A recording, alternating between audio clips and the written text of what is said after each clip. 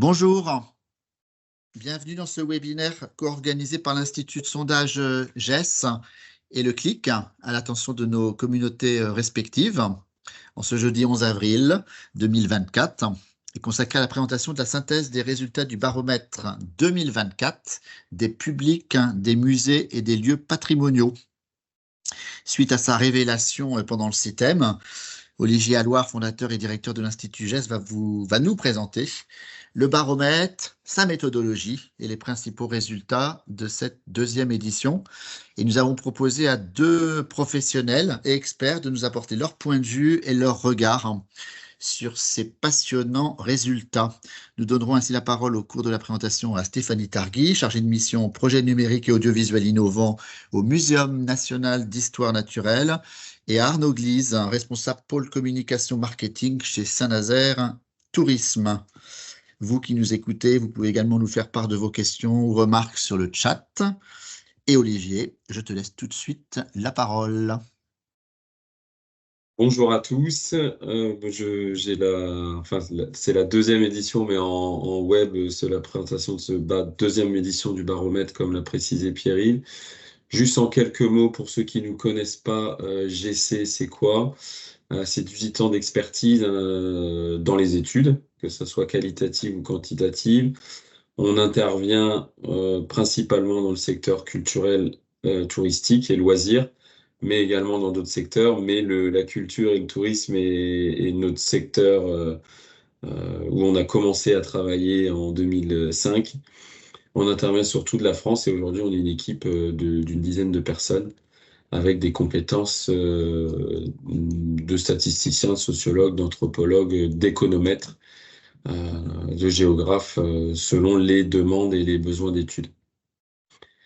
Voilà, quelques types d'études. On réalise beaucoup d'études de public, de lieux culturels, d'événements culturels et touristiques, beaucoup aussi d'études d'impact économique qui est le prolongement des études de public. Et on peut aller jusqu'à des études de positionnement, de notoriété, des études préalables, dont d'ailleurs un atelier qui avait été réalisé au CITEM la semaine dernière sur des expos, sur une expo cancer, notamment la Cité des Sciences, qu'on avait accompagné de la phase de conception jusqu'à la phase de réalisation. Et voilà, donc c'est quelques exemples et vous avez quelques logos. Vous pourrez de toute façon aller voir tout ce qu'on peut réaliser comme type d'études et comment on accompagne les lieux et nous suivre aussi parce qu'on partage également beaucoup d'études que nous réalisons. Donc je reviens sur l'objet de ce webinaire. Alors pourquoi cette étude? J'ai déjà présenté le premier baromètre l'année dernière. Cette année, l'idée, c'était de l'élargir. On est parti du constat que là, il nous manque des données sur les comportements, les usages des publics, mais à l'échelle plutôt macro. On a beaucoup de données, nous, avec les lieux qu'on accompagne et les événements sur des études du coup individuelles, sur des territoires, des régions, sauf qu'il nous manque des données un peu macro qui nous permettent aussi de pouvoir se positionner et de mieux comprendre les différences qu'on peut avoir sur certains lieux selon les publics que vous attirez, que ce soit d'ailleurs des publics in situ ou maintenant on a aussi les publics numériques. Donc l'objectif, il est là. La première édition, on abordait, c'était un peu les prémices, on abordait quelques sujets. Cette année, on a vraiment fait une enquête dédiée. Et l'objectif, c'était de poursuivre et de continuer à suivre certains indicateurs et d'en apporter de nouveaux. Et l'objectif, ce sera de les suivre dans le temps, voire de continuer à étoffer ce baromètre, voire aussi à l'élargir en termes d'échantillonnage pour pouvoir creuser aussi certaines analyses. Donc là, aujourd'hui, je vous présente des chiffres clés. Ces données seront partagées, bien entendu, après le webinaire, de manière vidéo, mais aussi on vous transférera le support. Il sera accessible aussi sur notre site et on essaiera aussi de le faire vivre au fur et à mesure, peut-être sur des thématiques spécifiques au cours de l'année. Donc, on a observé les pratiques culturelles, notamment ce webinaire sont sur les lieux de visite, c'est-à-dire musées, expositions et monuments. Donc, quelles sont les pratiques in situ et leurs évolutions? On évalue aussi les pratiques en ligne, parce que c'est un indicateur que nous suivons depuis 2020 date du premier confinement, et voir comment elle se positionne par rapport aux visites in situ. On a un volet aussi sur les modes d'information, privilégiés pour les sorties et activités culturelles, et également les tendances en termes d'achat de billets, notamment en ligne. Et ça, c'est nouveau, on a fait tout un pan de questions et d'indicateurs sur les outils de médiation qu'on mesure dans nos études individuelles, mais pas de manière macro. Donc, on identifie les outils de médiation utilisés en général lors de visites, avec aussi un focus particulier sur les expositions et expériences immersives qui se sont développées ces dernières années. Donc voilà, l'enjeu, c'est de vous donner et de vous guider sur les usages et les comportements, et aussi pour s'adapter aux besoins changeants des publics. Donc, je rappelle juste un petit point méthodologique. Donc, on a interrogé, c'est un sondage auprès d'un panel de Français âgés de 18 ans et plus, interrogés par panel. Donc, c'est des communautés de Français qui sont prêts à répondre à des enquêtes. C'est souvent comme ça qu'on réalise nos études à l'échelle du territoire national, qu'on pourrait aussi faire à l'étranger d'ailleurs. Mais là, on focus sur les Français et avec des quotas, puisqu'on cherche à être représentatif des Français. Donc, tous les résultats que je vais évoquer, soit on parle des publics en général ou des Français en général, selon la cible que je présente. Donc, le sondage a été diffusé du 4 au 13 mars 2024. Donc, je vais venir aux résultats de l'étude. Il y aura des interventions de nos deux experts, enfin, nos deux professionnels, Stéphanie et Arnaud, au fur et à mesure, avec aussi Pierre-Yves qui animera au fur et à mesure, et on posera aussi quelques questions pendant les présentations de ces résultats. Donc, je commence alors sur la partie justement pratique culturelle in situ et visite en ligne. Donc, comment ont fréquenté aujourd'hui les Français les lieux de visite? Donc, je rappelle, musées, expositions et les lieux patrimoniaux. Donc, vous voyez aujourd'hui, alors bon, 92% des Français ont déjà visité un de ces lieux au cours de sa vie. Mais ce qui est aussi intéressant, c'est regarder en 2023, la moitié nous ont indiqué avoir fréquenté au moins un de ces lieux au cours de l'année. Après, je vous ai pas mis le détail, on pourra vous le mettre. En gros, c'est 37% au musée, 47%, enfin musée exposition, et 47% un monument. Donc, on voit que c'est à peu près stable dans le temps par rapport aux données aussi du DEPS. Après, quand on regarde, on a fait une classification. En gros, on a appelé les détachés, c'est ceux soit qui ne sont jamais allés dans un lieu de visite ou qui sont allés il y a plus de 3 ans, qu'on a appelé les détachés. C'est près de 30% des Français.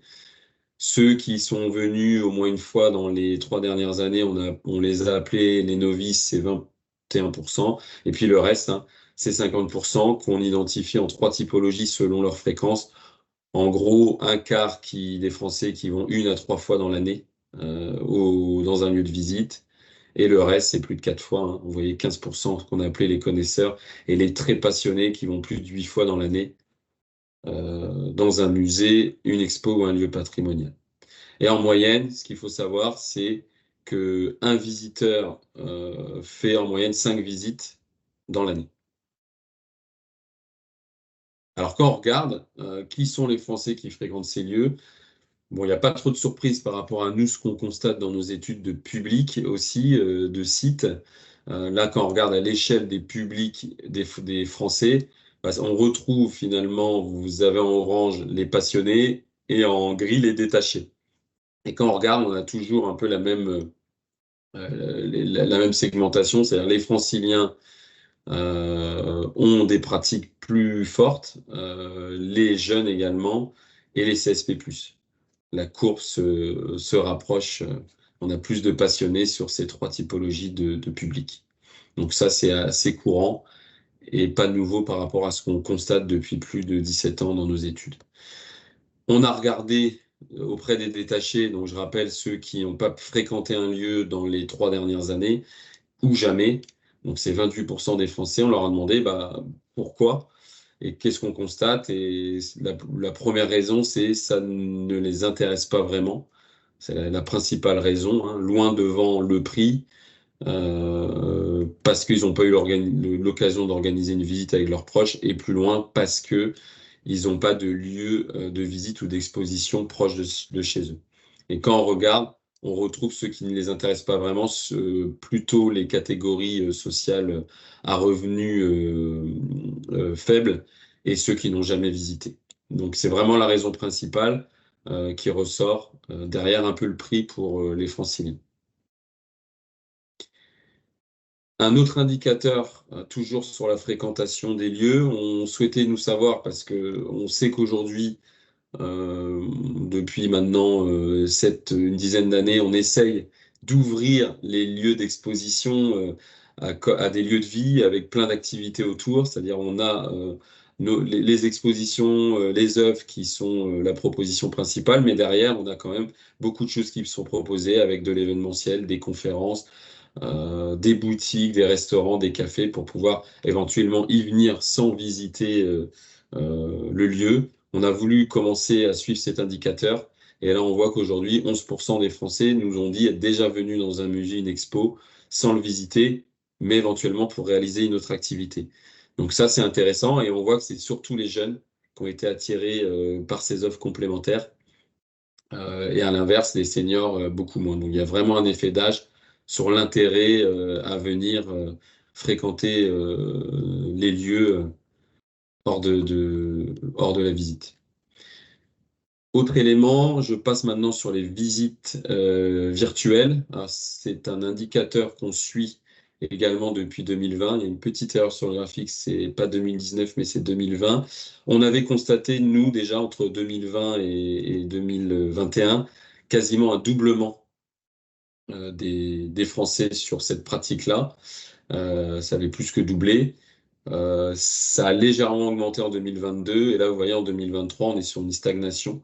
Donc 16% des Français nous ont dit avoir déjà participé à une visite virtuelle, hein, qu'elle soit réelle par un médiateur ou de manière virtuelle, ou découvrir une collection directement sur le web. Et vous voyez que cette pratique, finalement, elle stagne et elle reste à une fréquence très faible, contrairement aux visites in situ où on a vu que 50% des publics le fréquentent, mais avec une fréquence beaucoup plus importante. Et là, vous voyez, 16% ont une pratique virtuelle, et elle reste principalement, quasiment la majeure partie de ces publics, 1 à 2 fois dans l'année. Ces pratiques virtuelles, on a essayé de voir est-ce qu'elles impactaient ou pas les sorties, est-ce qu'elles les augmentent ou est-ce qu'elles les remplacent. Ça, c'est un élément important au moment de la sortie du confinement et on voit que finalement, elle n'impacte très peu puisque 57% nous disent qu'elle n'a aucun impact sur la sortie in situ. Et même, on constate que pour certains, ça augmente, voire ça prolonge la visite, plus que pour ceux que ça diminue. Donc c'est intéressant. C'est un complément, finalement. Et nous, on le constate aussi dans nos études. Ceux qui participent à ces offres numériques sont souvent, on retrouve plus les passionnés et ceux qui cherchent vraiment du contenu supplémentaire en préparation de la visite ou après la visite. En tout cas, ça ne vient pas détériorer la visite sur vos sites. Donc ensuite, on leur demande est-ce que ces offres sont indispensables, numériques, hein. On voit que en tout cas, les 16% des Français qui ont cette pratique apprécient qu'elle existe, 75%, et certains pourraient s'en passer. Mais voilà, c'est les publics numériques, c'est un complément et ils sont contents que ces offres soient proposées. Je poursuis Alors, maintenant sur... Ouais, est-ce que vas-y, tu veux Pascal. qu'on pose déjà peut-être Oui, une question à nos deux experts? vas-y. Je te coupe dans ton élan, Olivier. Pas grave.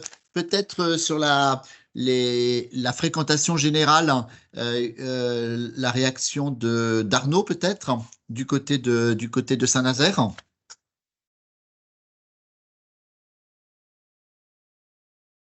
Ah, on vous entend pas, Arnaud. Hop, voilà, je m'étais mis en mute le temps de que Olivier parle. Oui, bien sûr, avec plaisir. Je disais très très rapidement, je vais juste rappeler pour que les participants comprennent de quoi il s'agit. Donc, je représente effectivement le territoire touristique de Saint-Nazaire sous la marque Saint-Nazaire renversante.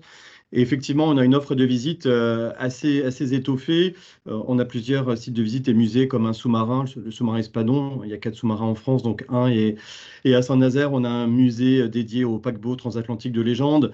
Nous proposons les visites des grandes entreprises nazériennes comme les chantiers de l'Atlantique, la construction navale, Airbus.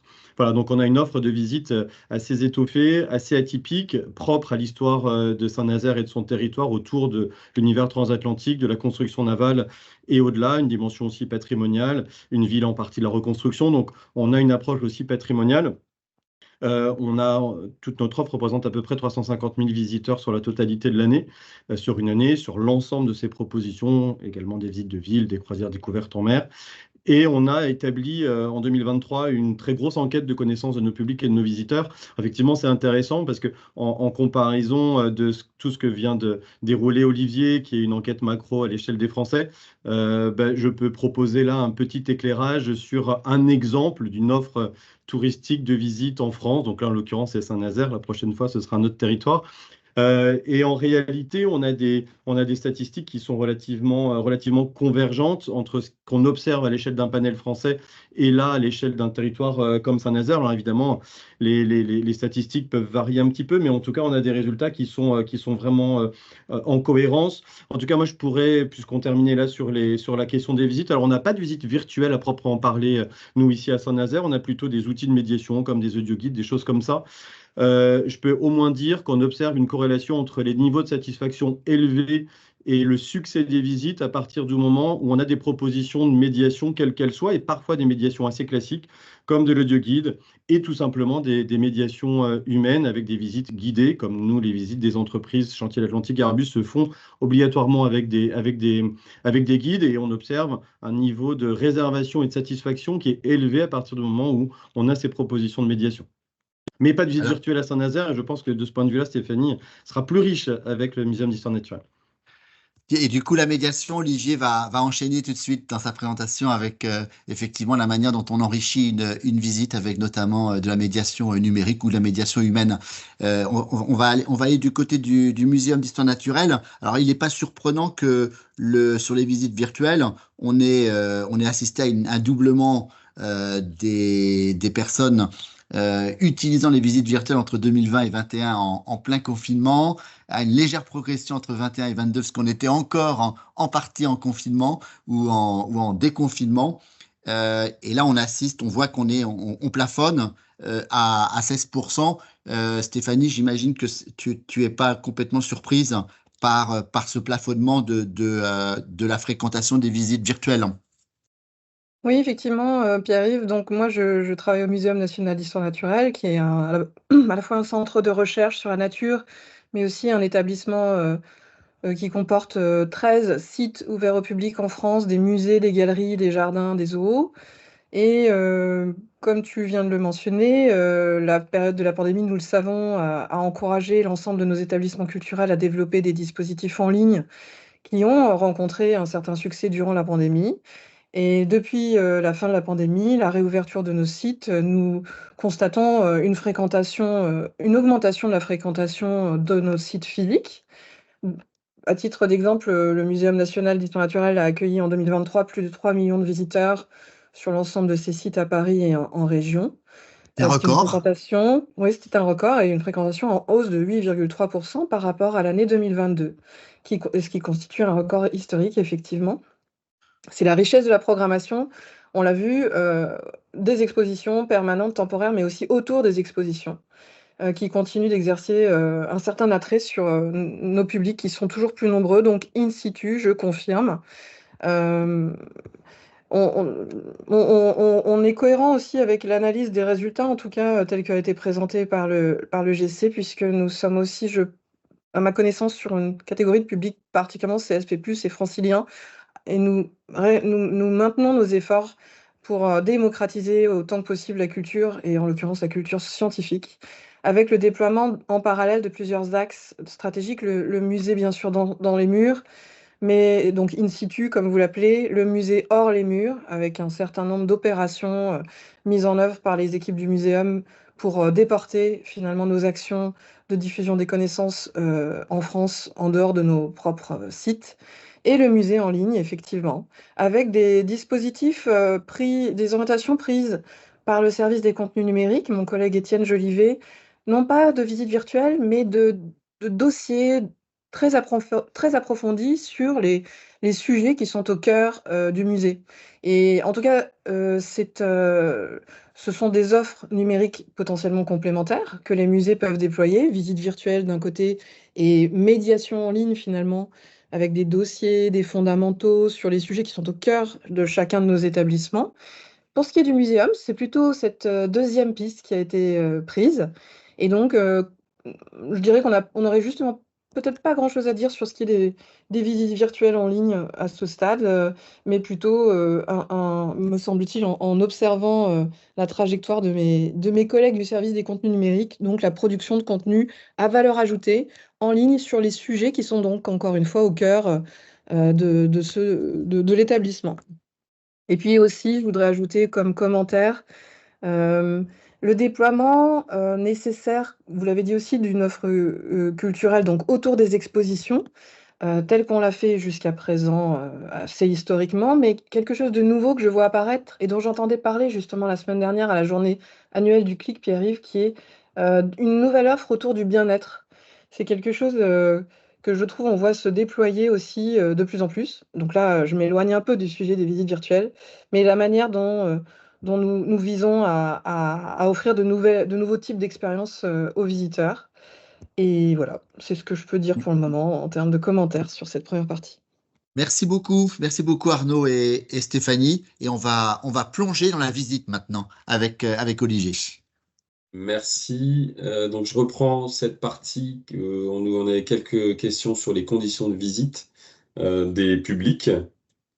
Donc, on leur a demandé qu'est-ce que recherchent-ils en allant dans un musée, une exposition ou un lieu patrimonial.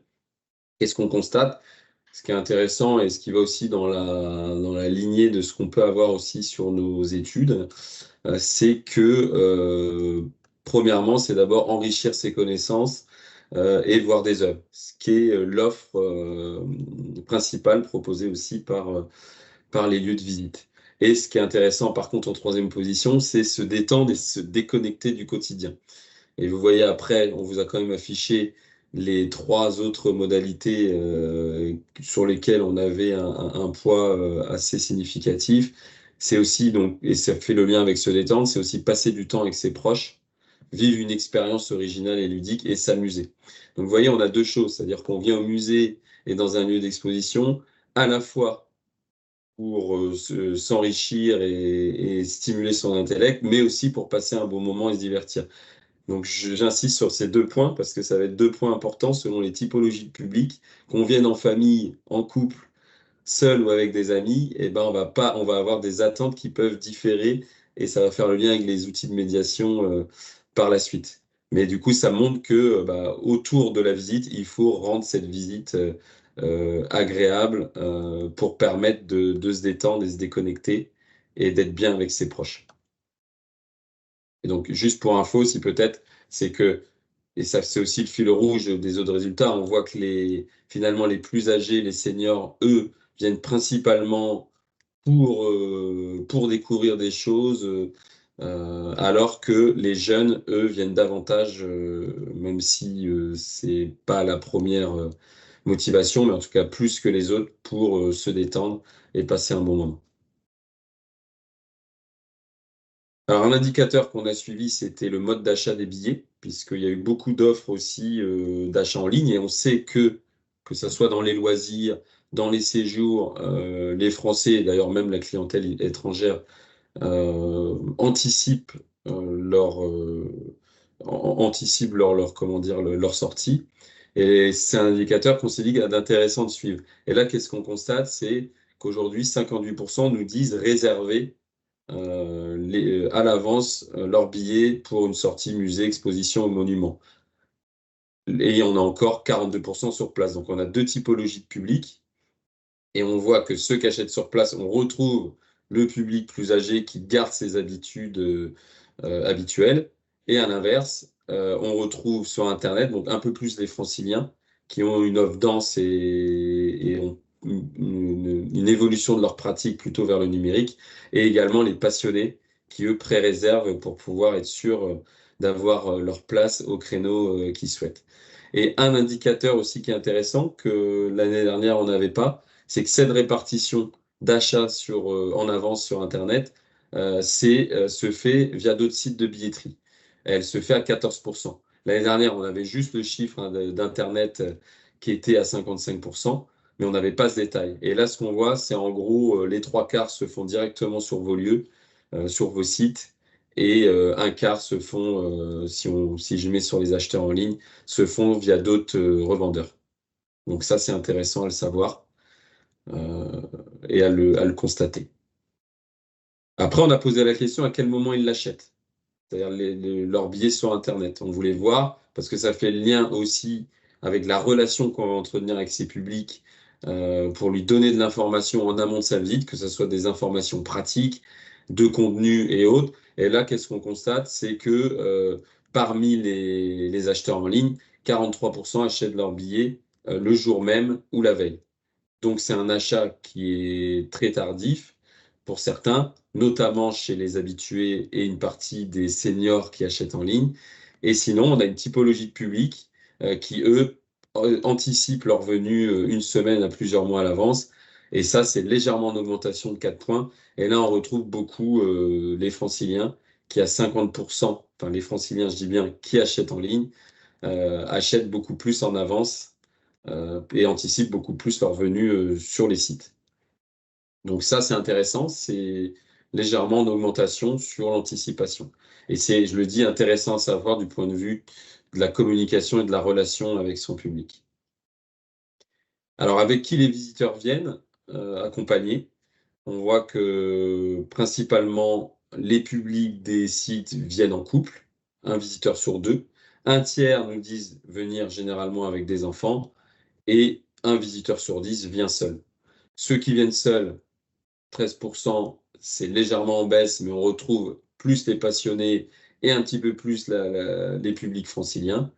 À l'inverse, les couples, on retrouve les seniors et également les hommes, mais on sait que les hommes sont souvent accompagnés de leur compagne et c'est souvent elles qui ont un rôle prescriptrice pour les déplacer au monument ou enfin sur vos sites. Et la visite avec enfants qui est aux alentours de 31%. Autrement, les jeunes, eux, viennent principalement accompagnés d'amis et on retrouve les seniors aussi plus sur la visite en groupe. Je continue. On a ajouté des questions sur, enfin quelques questions pour avoir des éléments pour comment fidéliser son public et l'encourager à s'abonner. C'est des problématiques qui reviennent régulièrement, nous, auprès de nos clients et les sites qu'on accompagne. Donc, on leur a posé la question, qu'est-ce qui vous inciterait à revenir dans un musée ou dans un lieu patrimonial que vous avez déjà visité? Et là, on avait listé, vous voyez, certes, pas mal de modalités qui vont de l'exposition à de l'événementiel. Et on voit que principalement, à 61%, ce sont les expositions temporaires qui est l'élément le plus incitatif à la revisite d'un musée, enfin en tout cas d'un site. Et notamment encore, on retrouve les passionnés, notamment ceux qui visitent seuls, et les seniors qui les encouragent à revenir dans vos lieux. Après, et non des moindres, c'est aussi revenir pour faire découvrir le musée à ses proches, notamment les familles qui aiment bien revenir avec leurs enfants ou avec d'autres amis éventuellement qui ont des enfants. Mais ça, on sait que quand on est attaché sur un territoire à son musée, et ben on est, au moment où on reçoit des amis ou autres, on les amène à découvrir ce musée. Donc c'est pour ça qu'on retrouve également la sortie en famille, notamment chez les familles avec enfants. Et ensuite, on voit, et ça c'est un élément important, c'est les événements qui soient nationaux, tels que les GEP ou autres, ont un impact aussi sur le fait de revenir visiter le lieu Donc, vos événements que vous organisez vous-même, thématiques ou spectacles, et également incitateur à 40%, et également les événements nationaux qui ont un poids assez important dans la revisite à un tiers des publics. Et petit élément qui est plutôt un signal faible dans les items qu'on a proposés, mais qu'on a quand même mis en avant, c'est l'intégration des expériences numériques immersives. Je commence à introduire cette notion-là. Elle est facteur de revisite pour 9% pour l'instant des publics, et notamment les jeunes. Et on va voir que les jeunes ont une appétence un peu plus forte pour ce type d'expérience. Pardon, excusez-moi. Quel type ensuite d'avantages les ferait s'abonner à un musée, à un lieu patrimonial? On voit que pour l'instant, ce qui serait facteur de pouvoir s'abonner, ce serait un tarif réduit dans d'autres lieux culturels, que ce soit des lieux de visite ou des lieux de spectacle ou autres, pour se motiver à s'abonner à vos lieux, notamment chez les jeunes. Et sinon, à l'inverse, eux, les passionnés, on attend plutôt de s'abonner en ayant un accès illimité à vos sites, à 45%. Plus loin derrière, c'est des choses un peu plus personnalisées, des événements dédiés aux abonnés, avec des soirées thématiques spécifiques et des réductions sur tout ce que vous proposez à côté au restaurant, au café ou à la boutique. Donc des choses un peu plus privilégiées qui seraient proposées, peut-être des visites insolites, des événements dédiés où vous les accueillez et vous leur proposez des choses, où vous leur parlez à eux et pas aux autres. Enfin, un autre point qu'on a voulu tester et qu'on suivra dans le temps, c'est la tarification flexible. C'est des sujets qui sont d'actualité, on a voulu le mesurer. Est-ce que les visiteurs sont intéressés par la mise en place de cette tarification selon le jour et l'heure de visite? On sait que des fois, on a des afflux de public, soit pendant les vacances, soit les week-ends. Est-ce que en proposant des tarifs avantageux sur des heures où on a un peu moins de monde, est-ce que ça les intéresserait? Et on voit que la réponse est oui. 77% seraient intéressés par des tarifs flexibles, notamment les jeunes, les habitants des grandes villes et les passionnés qui viennent régulièrement sur les sites. Et on a derrière posé la question, la grande majorité des personnes intéressées seraient prêtes justement à changer leurs habitudes pour profiter de cette tarification. Alors voilà, c'est un fait à prendre en compte. Après, comment le mettre en place, quelle communication avoir, là c'est à tester, à expérimenter. Mais en tout cas, l'intérêt y est et on voit qu'en plus l'intérêt est assez important puisque 30% sont vraiment très intéressés par ce type de proposition qui pourrait en plus favoriser la revisite, puisqu'on avait vu au début que le prix pouvait être un frein pour certains. Super intéressant le dernier chiffre sur l'intérêt pour les tarifications flexibles, parce qu'on voit qu'à chaque fois qu'on en parle pour les billets de train, pour les billets d'avion, ça a plutôt tendance à exaspérer le public. Et là, on voit qu'il y a un intérêt pour cette nouvelle forme de commercialisation des offres culturelles. Alors moi, Félix, du coup, a lancé le premier sondage pour savoir si ça vous intéressait dans les institutions de tester, de déployer ces nouvelles formes de commercialisation. Alors, on a déjà des résultats qui s'affichent en temps réel. Alors, chez 62% d'entre vous, 104%, ce n'est pas encore en projet. Pour 29% d'entre vous, c'est une idée à développer. Alors, je voulais dire qu'on était plus de 90 à suivre ce webinaire. Donc, bienvenue à ceux qui nous ont rejoints en cours.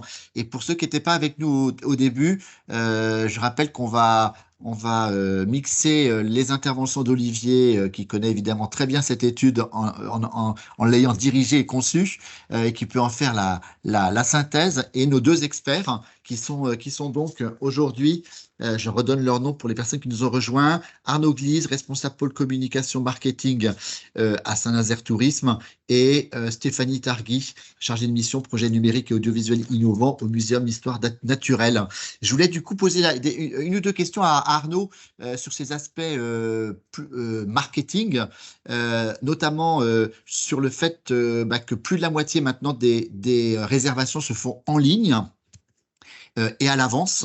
Et j'imagine que ça change beaucoup la relation qu'on peut établir du coup avec ces visiteurs, parce que vous gardez une trace, vous gardez un mail, donc vous gardez potentiellement un contact pour entretenir la relation avec eux, et évidemment avoir l'avis d'Arnaud aussi sur peut-être cette nouvelle tendance de la tarification flexible. Est-ce que c'est quelque chose que vous testez à Saint-Nazaire, hein? Alors, c'est exactement les sujets sur lesquels je voulais réagir, ça tombe parfaitement bien. Sur la question des réservations et les modalités d'achat d'un billet, effectivement, alors rien de surprenant parce que maintenant la pratique est largement développée, mais toutes nos visites à Saint-Nazaire, et je le disais en début de présentation, on a une offre de visite qui est conséquente entre des musées, des visites, les visites d'entreprise, donc on parle du tourisme industriel, des croisières découvertes au départ de Saint-Nazaire. Donc, on a une offre qui est large et toutes nos visites se font à créneau, donc sur réservation d'un créneau, donc qui peut évidemment se faire en ligne en amont ou qui peut se faire au guichet quand on se présente. Donc chez nous, les statistiques, alors sans doute un peu différentes de musées parisiens, sans doute, mais en tout cas, pour un exemple en région, ce que nous sommes, sur l'ensemble de notre offre de visite et sur une moyenne à l'année, on est à 50% des réservations qui se font en ligne. Et on a évidemment des pics pour ce qui correspond à des visites avec des jauges plus limitées, donc des visites guidées, notamment les visites d'entreprise, avec la nécessité de réserver en amont pour des questions de sûreté, de fait de rentrer dans des entreprises, de grosses entreprises. Donc pour des jauges limitées, comme les visites d'entreprise ou le sous-marin Espadon, vous en doutez, c'est pas très grand.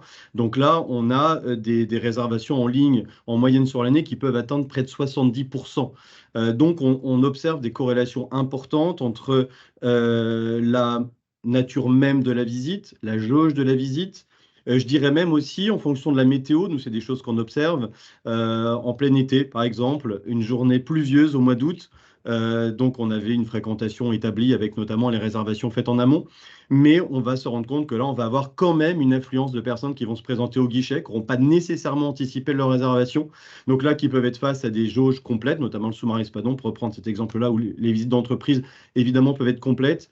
Mais en fonction de la météo, de la nature même de la visite, pour me résumer, on va observer des corrélations ou des pics de réservation en ligne. Mais effectivement, je confirme que la réservation en ligne est importante aujourd'hui. Et on n'observe pas nécessairement, je vais rebondir sur les seniors, on n'observe pas nécessairement de corrélation entre des seniors et leurs pratiques avec les nouvelles techno. Et les seniors peuvent tout à fait réserver en ligne. Évidemment, il y a sans doute une petite tendance de fond, mais qui, à mon avis, est de moins en moins vraie. Et sur la question des tarifs flexibles, donc là, on est en train de parler d'in management, clairement. Alors nous, c'est quelque chose qu'on pratique pas du tout. Alors après, je vais dire qu'on n'est pas forcément dans une situation, on ne doit pas faire face à des situations de surtourisme. Voilà, on a évidemment des pics de fréquentation sur les ponts comme au mois de mai, sur les périodes estivales. Mais nous, on va chercher à travailler différemment l'étalement des jauges, l'étalement des flux plutôt, déjà avec nos créneaux. Le fait de proposer toutes nos visites à créneaux nécessairement répartit les flux. On va travailler plutôt sur les horaires d'ouverture. On a expérimenté des ouvertures plus tardives, des ouvertures un peu plus tôt le matin, évidemment des ouvertures en continu sur toute la journée. Et on se rend compte que l'étalement des flux, on va le travailler différemment que par la question du prix, qui peut amener des enjeux de discrimination. Bon, voilà. Nous, c'est pas à ce jour, c'est pas une direction qu'on a prise et c'est pas tellement dans les projets. On travaille autrement la répartition des flux. Et oui, bien sûr, la réservation en ligne permet d'avoir une data, d'accumuler une data importante et extrêmement riche. Et derrière, effectivement, ça permet de travailler les différents segments de clientèle avec des messages adaptés. Donc oui, on s'amuse beaucoup grâce à ça, bien évidemment. Voilà, et comme le disait Olivier tout à l'heure aussi, et d'aider à la préparation de la visite en envoyant éventuellement entre la date de réservation et la date de la visite des informations pratiques ou du contenu. Alors, et également, à l'issue de la visite, on fait partir des mails de remerciements avec des liens vers une enquête de satisfaction. Ça permet de traiter l'amont, le pendant et l'après-visite, évidemment, et inciter à laisser des avis. L'expérience visite dans ces trois phases. Une petite main s'est levée. Alors, du coup, j'encourage la personne à écrire sa question directement dans le chat. Ah oui, je pensais que si on donne accès. Oui, non, c'est Lisa Noirmain. Oui, alors envoyez-nous plutôt la question sur le chat, effectivement. Et donc, Félix, justement, on a une seconde question de Richard Meyer qui est avez-vous des informations sur l'impact de l'accessibilité au site sur les visiteurs, donc desserte par les transports en commun, durée de trajet, disponibilité de parking, etc. etc. Donc je ne sais pas si c'est sur les études au global qu'on mène nous au sein de l'Institut ou si c'est sur le cas de Saint-Nazaire renversante ou du muséum. Mais voilà, on a cette question aussi qui est apparue. Ok. Je ne sais pas si Olivier, tu Moi, veux... je peux y répondre. Oui. On n'a pas tout affiché les questions du baromètre pour des questions de timing et de choix de présentation. On a posé la question qu'est-ce qui est important dans les services, parce que ça peut répondre à l'accessibilité, effectivement, pour certains sites. Et les publics nous ont répondu quand on listait un restaurant, un parking, etc. En premier lieu et assez loin devant, un parking, effectivement. Alors après, sur l'accessibilité, c'est autre chose. On a des choses à l'échelle des sites Mais dont pas on macro. sait, voilà, dont on sait que un lieu doit avoir aussi une certaine accessibilité si on veut toucher tous les publics. Et ça, on y travaille individuellement euh, avec une compréhension des publics potentiels et des publics qui fréquentent le lieu pour comprendre les modes de déplacement, ce qui ferait faire sa revisite s'il y a une difficulté d'accessibilité. D'ailleurs, c'est ce qu'on fait pour les festivals également. Je regarde juste une dernière fois le sondage avant qu'il disparaisse dans le chat. Donc, pour 24% de ceux qui ont répondu, c'est une idée à développer. Je vais poser une dernière question du côté de Saint-Nazaire. Est-ce que vous avez une pratique de carte de fidélité ou d'abonnement de fidélité? Oui, oui, on a ce qu'on appelle assez classiquement un pass annuel avec un tarif extrêmement attractif qui permet de revenir de façon illimitée sur l'ensemble de nos sites de visite. Donc le Sommaire-Espadon, le musée des paquebots de légende, on a un musée d'histoire de ville et puis un lieu dédié à l'éolien en mer. Donc ça permet de revenir toute l'année de façon illimitée sur ces sites. Je trouve que le succès, ça fonctionne, mais le succès est relativement limité. Tout simplement parce que, et d'expérience, et vous le savez aussi, les passes, les systèmes d'abonnement fonctionnent fonctionnent d'autant mieux qu'une offre temporaire qui se renouvelle tous les ans, comme des expositions, une programmation Oui. spécifique, permet de justifier de revenir régulièrement dans les sites. On a une programmation avec des rendez-vous, notamment autour du patrimoine, mais sans doute pas suffisamment pour que le nombre de passes, de nos passes annuelles explose. Donc il y a une vraie corrélation de toute façon entre le succès d'un pass annuel, outre la tarification, avec la programmation évidemment annuelle qui va avec. événementielle. Oui. Ok, merci beaucoup. Alors, on a parlé des visiteurs, on a parlé des visites, des motivations de visite. Et maintenant, Olivier va nous parler de la manière dont on s'informe, dont les visiteurs s'informent pour décider, avant de décider d'aller visiter un musée ou un lieu de patrimoine. Merci Pierre-Yves. Juste un dernier mot par rapport à la question de l'abonnement, pour faire le lien justement avec des études spécifiques. Arnaud, avant, on l'a accompagné pour l'abbaye de Fontevraud sur son ancienne casquette à faire des études sur les publics, mais aussi sur les abonnés. Et je reprends souvent cet exemple. Ils avaient une carte qu'ils appelaient les passeurs, où il y avait une étude dédiée Cali et Canty auprès d'eux et qui marchait très bien. Il me semble qu'il y avait plus de 3 ou 4 000 passeurs à l'époque et qui permettait, les personnes revenaient 10 à 15 fois dans l'année. Après, c'est un public quand même de proximité. Ça allait jusqu'à 30 minutes de route, donc on allait jusqu'à Saumur et autres, mais qui fidélisait avec ce que je disais tout à l'heure. Avec des expositions temporaires, du coup. Expo temporaire, mais surtout des propositions derrière de visites insolites, des événements aussi dédiés pour eux. Voilà. Des avantages et une programmation musicale avec des concerts d'envergure qui méritaient, qui justifiaient de revenir régulièrement à Fontevraud, tout à fait. Et enfin, rapidement, on a reçu la question de Lisa Noirmin, donc, qui était rapport à Saint-Nazaire renversante, je crois. Donc c'était, est-ce que la réservation en ligne freine vos ventes? Non, alors merci beaucoup, je voulais le dire d'ailleurs, je voulais aussi faire ce petit cette remarque-là. Donc non, non seulement ça limite pas les ventes, mais je dirais que c'est même propice aux ventes additionnelles, dans le sens où les gens achètent leurs billets en amont, alors plus ou moins longtemps à l'avance, c'est variable, mais le jour où la visite se fait, alors ça c'est très clair dans nos statistiques de nos boutiques et de nos lieux de restauration. On a un bar par exemple au sein de notre musée Escale Atlantique, sur la thématique des transatlantiques. Et comme le jour de la visite, le ticket a déjà été acheté, il y a cette espèce d'effet psychologique, on ne dépense pas pour acheter son ticket. Donc, on observe clairement une augmentation des paniers moyens et des dépenses en boutique, et nous, en l'occurrence, dans notre bar au sein d'Escale Atlantique. C'est très, très clair et c'est très, très net. Donc, pour parer les effets inflation et ces effets-là, nous, on n'observe pas du tout de baisse dans les boutiques, bien au contraire, mais parce que le billet a été acheté en amont. Donc ça, c'est plutôt un effet très, très positif. Merci. Ça veut dire qu'ils ont déjà intégré leur dépense principale du billet avant et c'est dit, entre guillemets, digéré. Oui, Et donc, ça laisse une disponibilité financière le jour même de la visite, bien sûr. Ouais.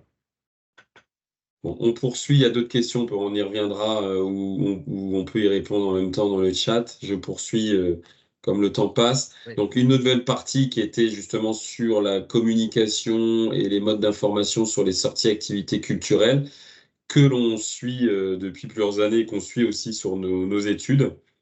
Là, qu'est-ce qu'on constate? C'est que les Français, sur leurs activités culturelles et sorties, s'informent principalement par le numérique. Je vais le détailler tout de suite après. Numérique, j'entends réseaux sociaux, Internet. On voit que c'est le premier vecteur d'information à 72%, et notamment beaucoup chez les jeunes. Ça répond notamment à une question qui était posée dans le chat que j'ai vu tout à l'heure. Ensuite, on a l'affichage qui est à 44%, notamment chez les habitants des grandes villes. On sait que l'affichage est aussi un support d'appel qui permet de faire la notoriété d'une exposition, la notoriété d'un lieu ou d'une programmation, et qui permet ensuite d'aller s'informer plutôt sur le numérique ou sur le numérique. Et on voit aussi qu'au-delà de l'affichage, beaucoup le bouche à oreille, notamment chez les jeunes, fonctionne très bien à 44%. Et derrière, nous avons la presse et les médias qui sont encore beaucoup utilisés par les seniors. Et du coup, bon, les visites en groupe, mais on sait que, je vous l'ai dit tout à l'heure, les visiteurs en groupe sont plutôt des seniors. Donc voilà, ça, c'est encore des supports privilégiés pour s'informer.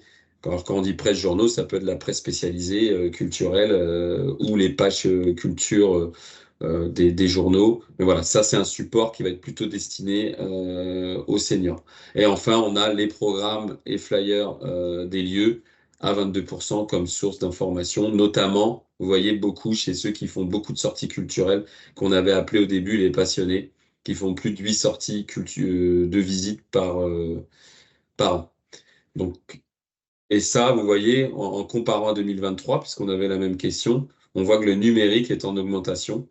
Et le bouche à oreille aussi, sachant que vous verrez, dans le bouche à oreille, il y a le bouche à oreille finalement en face à face, mais il y a aussi le bouche à oreille avec ses amis via ses messageries instantanées ou son Instagram ou ses réseaux sociaux sur lesquels notre réseau partage aussi ses activités. Et quand on regarde dans le détail sur Internet, c'est 47% qui s'informent sur Internet, enfin sur le web, hors les réseaux sociaux, et on constate où? C'est d'abord sur des agendas culturels à 26%, ensuite sur les sites directement des lieux, ou des salles de spectacle ou des musées à 21%, et ensuite les agendas ou les actualités des communes ou des territoires qui eux aussi souvent relaient l'activité culturelle qui peut se passer. Donc, en gros, il y a 3 sources, puisque même si c'est un peu plus les agendas un peu généraux, mais on a ces 3 sources qui sont complémentaires pour s'informer sur le web. Quand on regarde sur les réseaux sociaux, 44% des Français s'informent sur leurs sorties sur les réseaux, et principalement, c'est Facebook et Instagram, un peu plus loin YouTube. On voit qu'Instagram, nous, on le constate dans nos études depuis maintenant 7-8 ans, est en augmentation et se rapproche de plus en plus de Facebook. dans son usage et son utilisation. Et quand on regarde après auprès de qui sur les réseaux sociaux, c'est ses proches, je vous l'ai dit tout à l'heure, les lieux culturels, donc les réseaux sociaux des lieux culturels et des structures institutionnelles. Donc ça fait le lien un peu finalement au web, où sur le web, on retrouve un peu dans le top 3 les réseaux sociaux de ces supports-là. Donc ça, c'est intéressant. Et moi, je le dis, alors même si c'est mineur, on avait fait un webinaire il y a 15 jours où je suis intervenu sur un webinaire du CLIC qui était sur cette thématique-là. 11% s'informent par des influenceurs. Aujourd'hui, il y a des stratégies qui sont mises en place auprès des influenceurs. On voit que ça touche à 11% aujourd'hui des Français. Et, et finalement, qu'on peut dire en résumé là-dessus, c'est que finalement, les influenceurs, alors il y a les influenceurs qu'on choisit, soit qu'on rémunère ou soit qu'on rétribue de dotation, mais il y a aussi nos publics qui viennent sur le site. Nous, on le sait sur des enquêtes, vous avez le petit encadré à droite qui est issu d'autres enquêtes qu'on a pu faire à l'échelle de Français, mais pas sur cette enquête, mais on en fait plein d'autres. On sait que les publics, et même d'ailleurs dans nos études de site, prennent beaucoup de photos, de vidéos, puisqu'on a dit ils viennent se divertir, ils viennent s'amuser. Et aussi, on sait qu'aujourd'hui, sur une sortie de loisirs, on utilise son téléphone pour partager ensuite à ses proches des photos du lieu qu'on a visité ou des photos avec ses proches. Et ceux-là sont partagés et sont derrière un facteur de venue pour d'autres, puisque tout ça, c'est partagé sur les messageries instantanées et les réseaux. Et c'est pour ça qu'on a aussi en top 1 cette modalité-là sur les réseaux sociaux. Donc moi, je dis finalement, les vrais influenceurs, ce sont notre réseau de proximité, puisque eux aussi vont partager. Et nous, dans notre accompagnement, on essaye de pousser aussi à mettre des choses. Alors, je sais plus, j'ai pas le mot qu'on utilise, mais peut-être Arnaud, en tant que responsable de communication et marketing, a peut-être ce vocabulaire-là. Mais des choses au cours de la visite qui permet de partager euh, des photos qui contextualisent le lieu, quoi, et ses proches. Les zones Instagrammables. Voilà, des zones Instagrammables, on peut les appeler comme ça, si vous voulez. Pierre, si tu Alors, as des questions. ouais, alors peut-être qu'on s'arrête un petit peu sur cette partie avant de parler de la médiation in situ.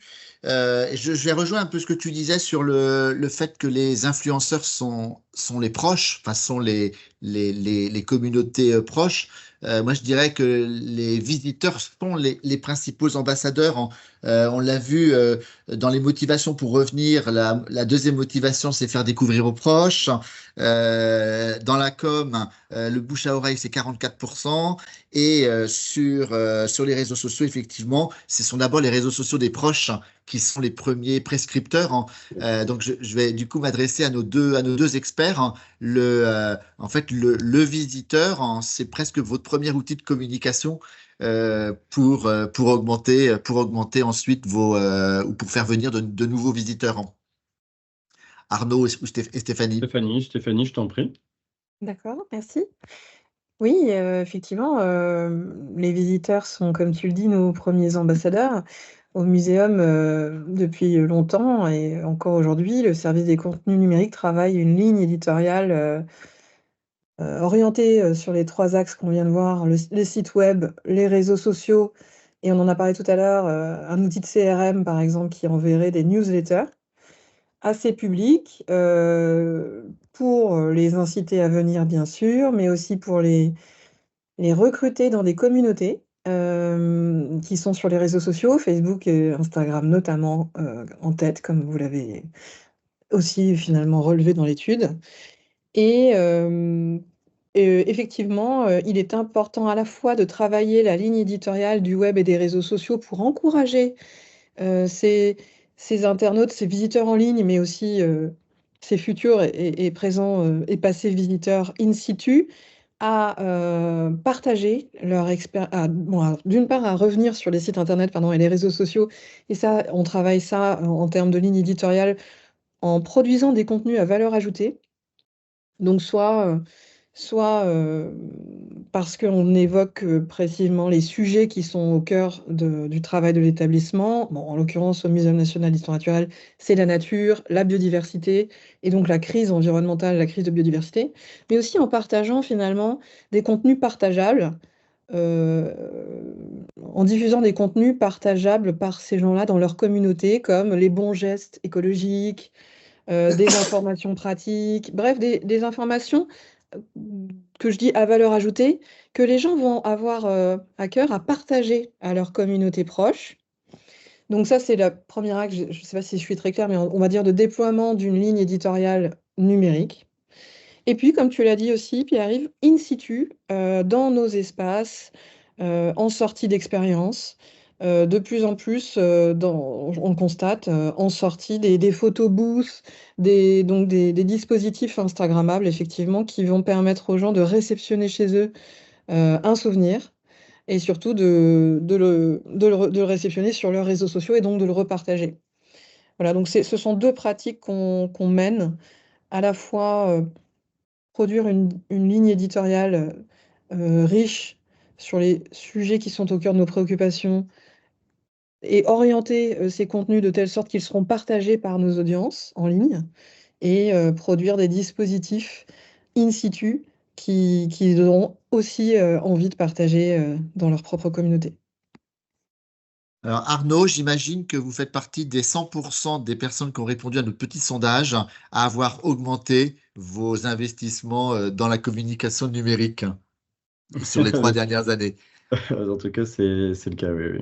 On a beaucoup misé sur cet axe-là au sein de notre stratégie.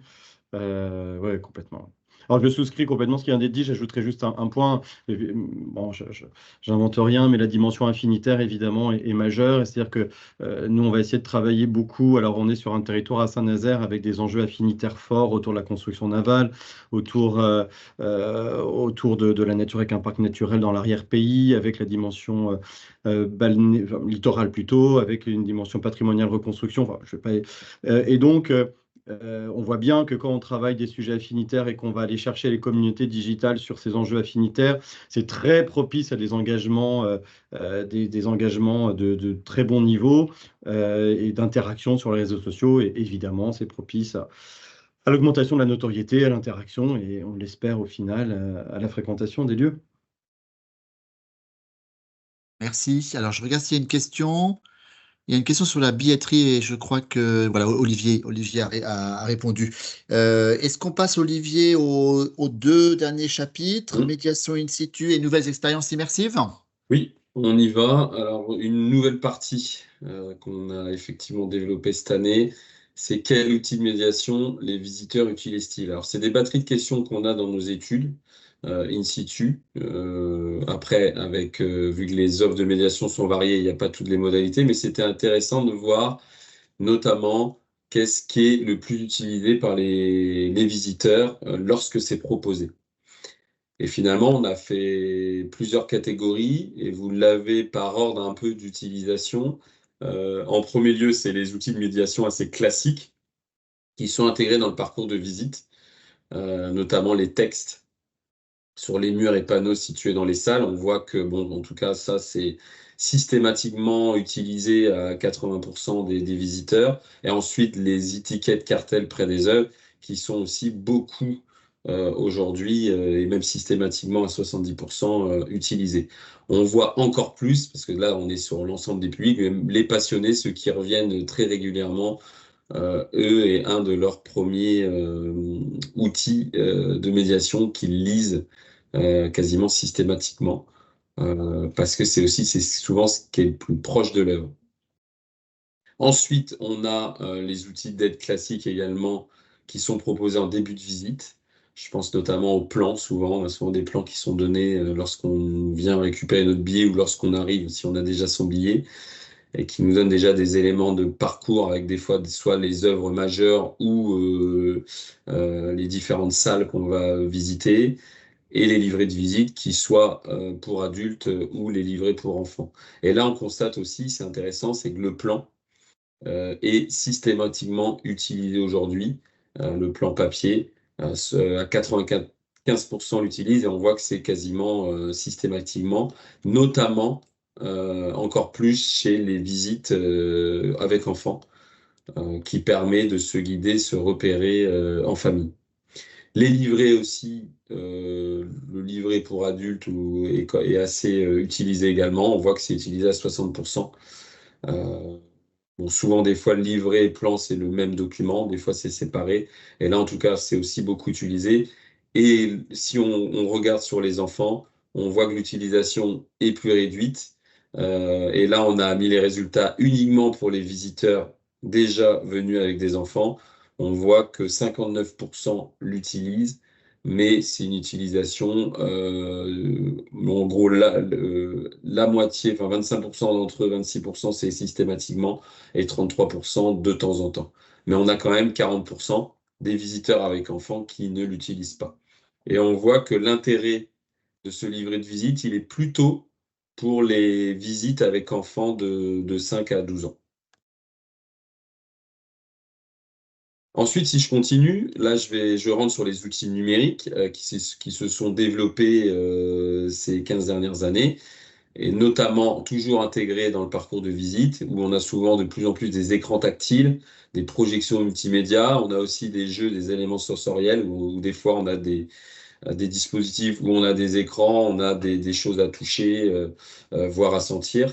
Et on voit que ça aussi, ça a une utilisation assez forte, à 88% et 77%, et quasiment aussi une bonne partie systématiquement, hein.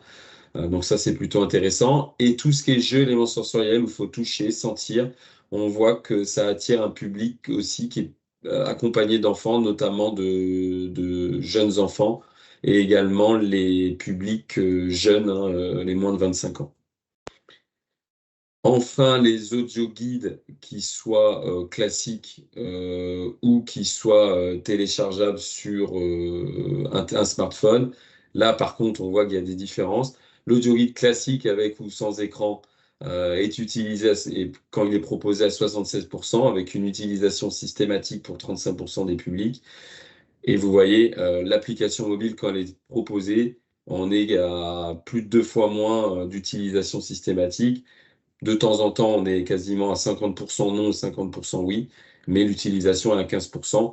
Nous, on le voit dans nos études aussi, lorsqu'il y a un audio guide, on va dire classique, et en même temps une application mobile ou qu'une application mobile, les taux de téléchargement, effectivement, sont beaucoup moins nombreux en taux de prise que l'audio guide classique. Je vais y venir après pourquoi, et je vais vous l'expliquer. Et ensuite, les QR codes, pareil, c'est des choses qui se développent avec une utilisation par le portable du visiteur.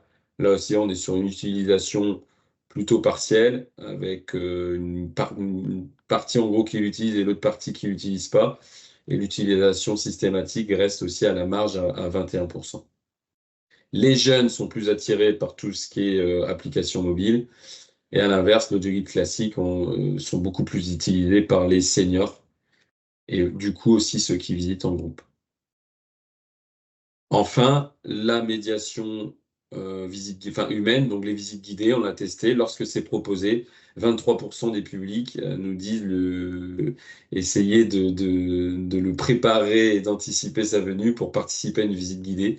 C'est 23% des publics et 44% de temps en temps. Donc ça, c'est une forme de médiation qui marche bien. Seulement 33% ne l'utilisent pas. Et là, on retrouve finalement aussi le public aussi senior et groupes qui sont assez intéressés par ce type de médiation.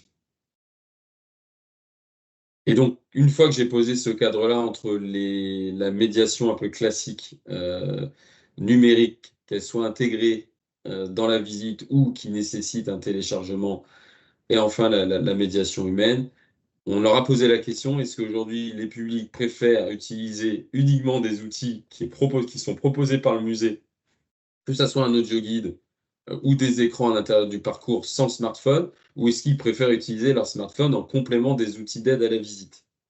Ou la dernière proposition, c'était, est-ce que vous préférez utiliser uniquement votre smartphone sans autre outil d'aide à la visite? Et là, c'est intéressant, vous voyez, on a deux typologies de publics.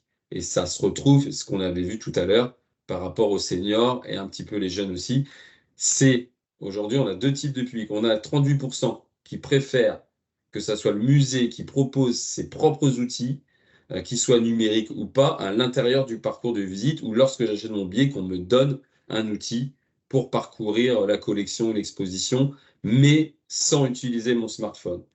Et également, on a une deuxième typologie de public à 35% qui préfèrent avoir les deux, qu'on leur propose les deux, c'est-à-dire les outils classiques et numériques proposés par le musée, et également avoir la possibilité d'utiliser son smartphone.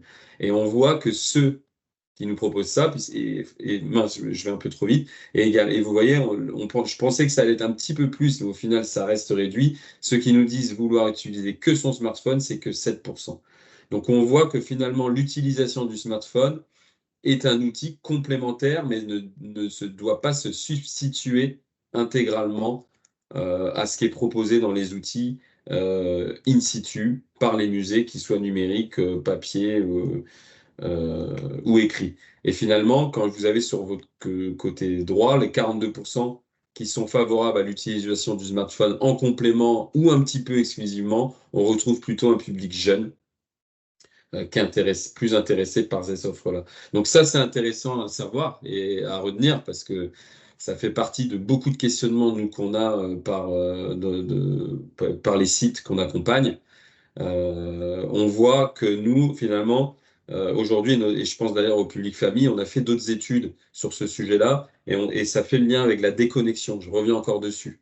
On veut passer un bon moment, on veut se déconnecter. Et on a une partie du public qui aujourd'hui, lorsqu'il est à plusieurs, veut éventuellement bien utiliser un outil, mais qui est proposé par le site et pas utiliser son smartphone, puisque le smartphone est un outil derrière de partage de sa visite, de prise de photos pour pouvoir le partager et voir pour certains, notamment les touristes qui sont au séjour, de pouvoir le garder sa batterie le long de sa journée qu'il va faire. Donc ça, c'est intéressant. Et quand on regarde d'un peu plus près, on a posé la question un peu de manière ouverte, on vous a mis quelques verbatims, ça complète ce que je viens de dire.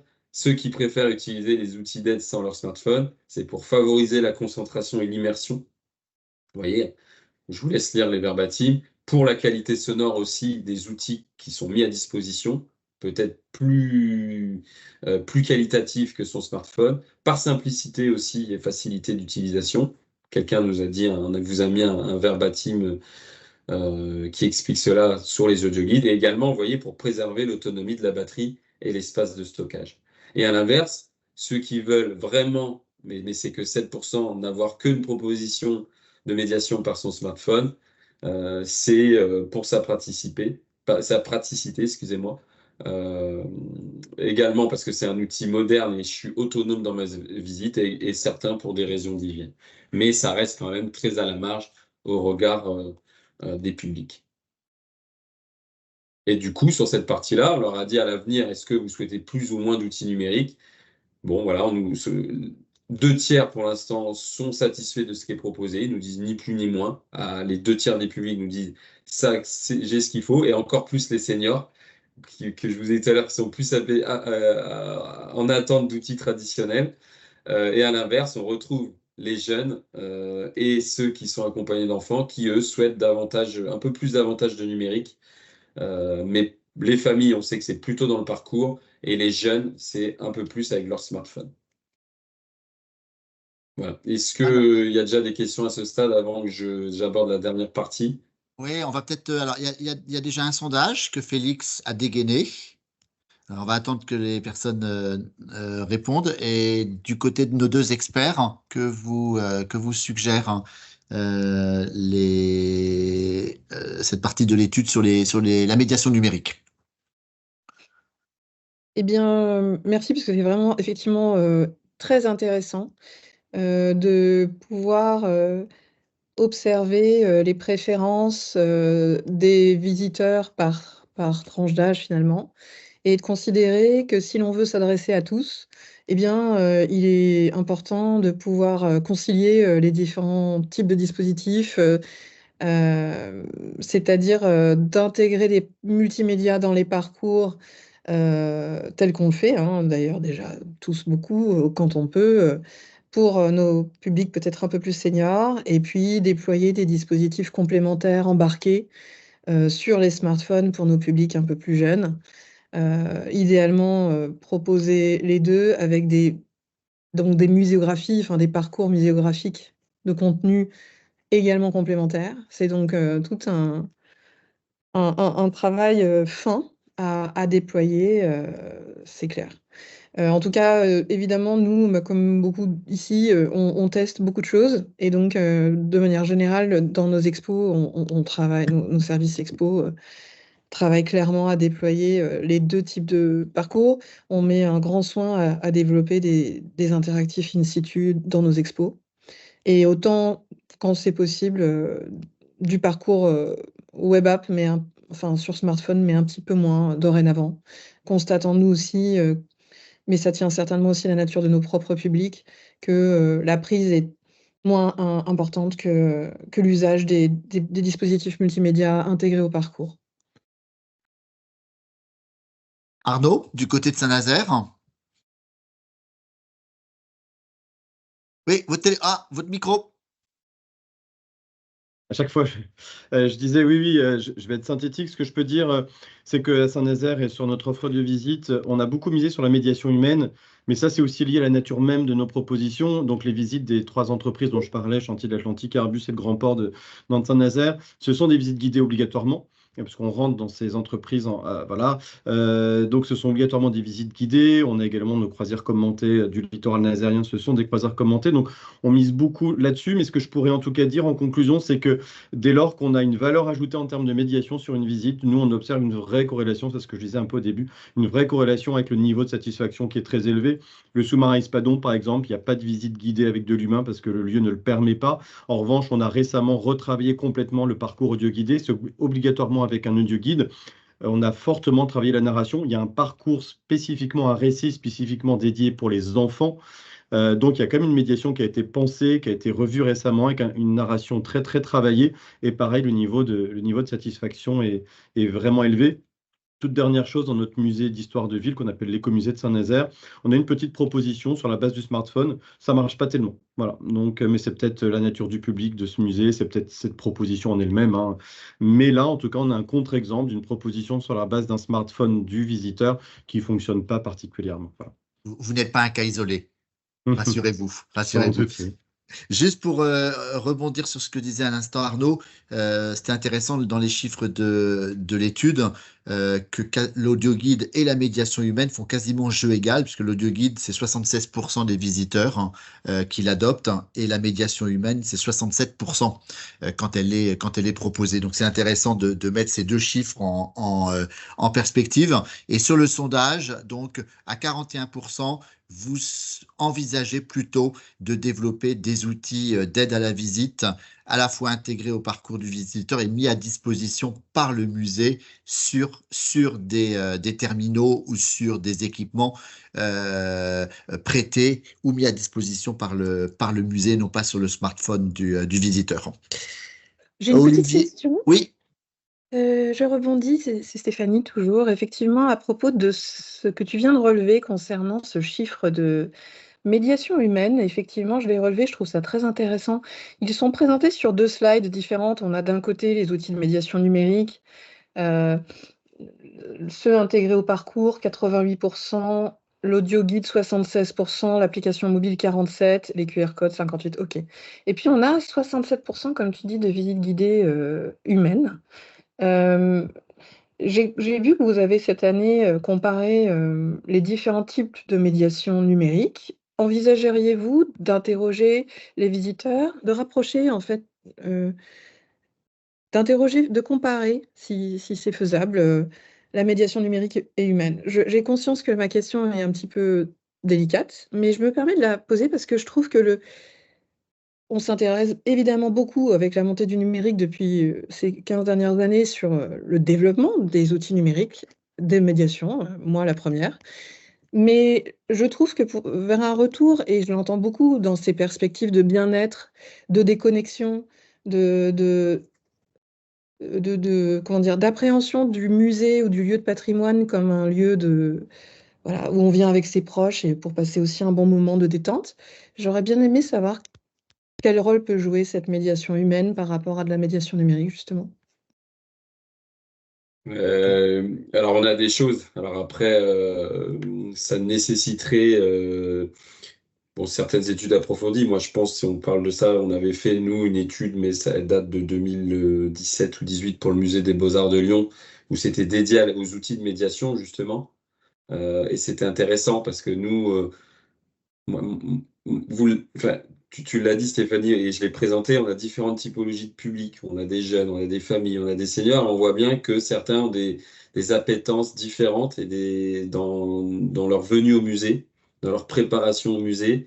Et du coup, ça nécessite aussi, et c'est pas facile pour les lieux, de se réinventer en permanence et dès l'accueil, de pouvoir identifier quel type de public arrive à l'accueil pour que je puisse le guider sur vous, il vous faut une médiation humaine. Vous, il vous faut plutôt du numérique. Nos résultats permettent déjà de donner certains éléments, mais on est quasiment sur une approche quasiment individuelle, mais ça nécessite même dans les outils. Moi, je prends des exemples, c'est des fois des audio guides, on a des fois qu'un parcours, et on sait que selon les publics, il y en a qui viennent et que ce sont comment dire, qu'on a appelé soit les novices ou les qui font que une ou deux visites dans l'année, et il y a les passionnés. Et des fois, on a la même proposition pour tous les types de publics. Et on sait que selon les types de publics, ils ont pas une attente du même contenu et ils sont pas connaisseurs du sujet de la collection ou du sujet qui est présenté au musée, au lieu d'exposition, qui n'est pas la même. Et ça demande à s'adapter et à pouvoir, et on le voit dans les durées de visite, un public qui vient que de temps en temps va avoir une durée de visite d'1 heure et demie, maximum 2 heures, alors qu'un passionné est capable de rester beaucoup plus longtemps. Et du coup, il a des attentes derrière de médiation et de contenu qui vont pas être les mêmes. Donc ça nécessite derrière de travailler, que ça soit, je parle de lieu de guide, mais ça peut être aussi on parle de livrets, il peut y avoir des livrets adaptés pour une visite courte, une visite moyenne, une visite approfondie. Ça va être pareil sur le numérique. Donc finalement, c'est pas le support, c'est derrière la segmentation qu'on va faire dans l'approche de médiation pour pouvoir appréhender les différentes attentes des publics en fonction de ce qu'ils attendent lorsqu'ils viennent au musée. Et je prends l'exemple de la médiation humaine pendant Covid, les visites guidées se sont un peu réduites et on a fait plutôt de la visite flash. Et les visites flash ont très bien marché. On l'a eu dans nos enquêtes sur les lieux qu'on accompagne. On a vu que là, du coup, ça avait vraiment un apport et on touchait des publics qui n'avaient pas l'habitude d'accès parce qu'ils n'anticipent pas, ils viennent au dernier moment, justement pour passer un bon moment, mais ce n'est pas des connaisseurs ou des habitués ou des passionnés des lieux de visite, mais ça les intéresse quand même. Et c'est là où cette médiation très flash, non sélective, parce que sinon, souvent, des fois, elles sont pleines, elles sont prises par les mêmes, qui, eux, anticipent, et bah, apporter un réel plus à la visite, avec un contenu souvent de 5-10 minutes. Donc, ça peut répondre en partie à votre question. Je voulais juste réagir sur la dernière slide que tu as présentée sur la question que tu as posée aux visiteurs. Est-ce que vous voulez plus ou moins de numérique? Sur le chiffre de ceux qui veulent moins de numérique, donc qui est plutôt réduit, puisque je crois que c'est 11% de mémoire.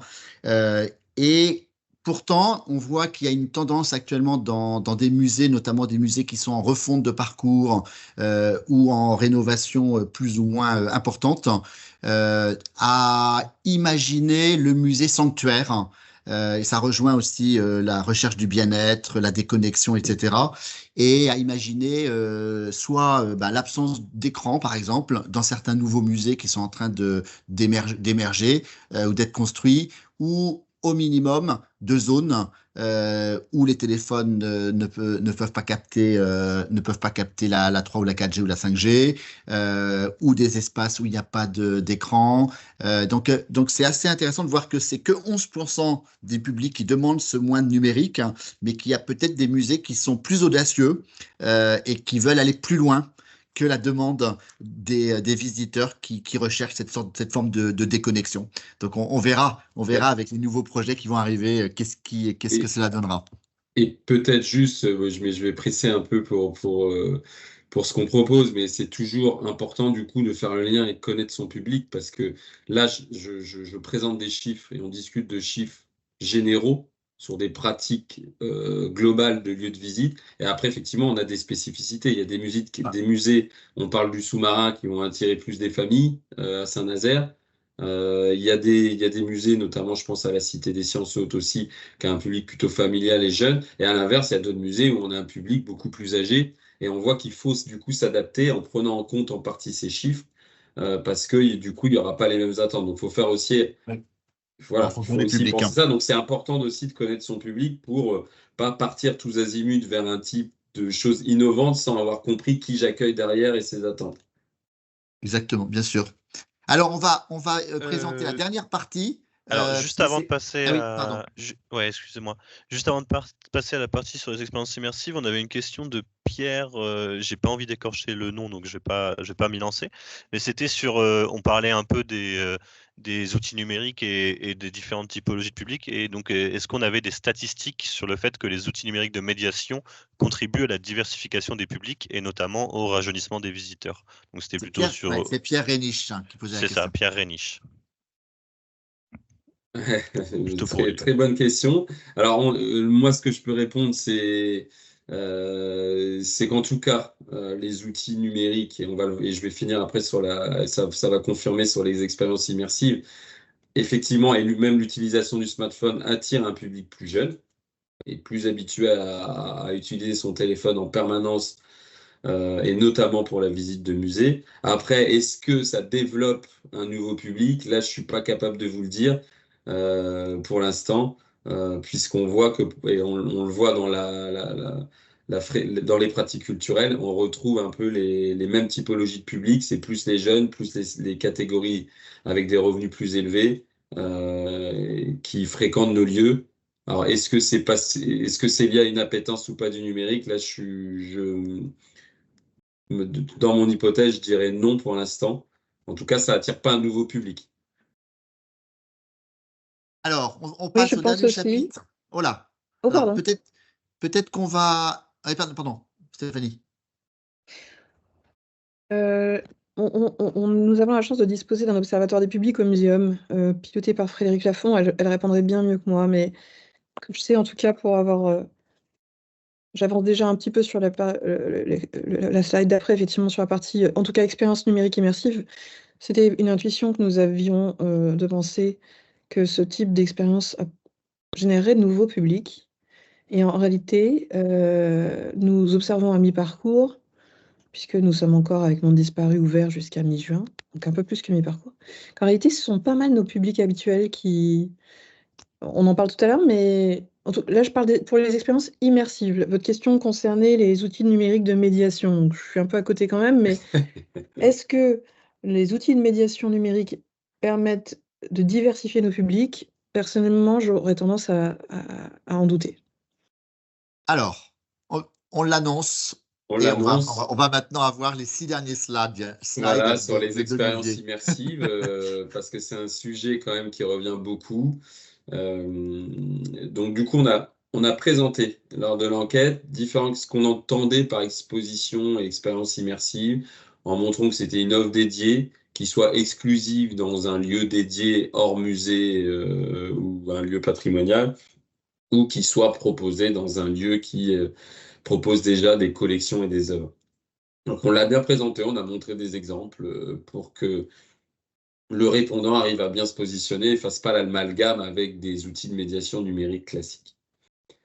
Ils peuvent être en partie, je pense à des casques de réalité virtuelle qui peuvent être proposés des fois en outils de médiation à l'intérieur d'une exposition qui est proposée avec des œuvres, mais qui est une expérience qui va durer que quelques minutes. Là, c'est vraiment une offre dédiée.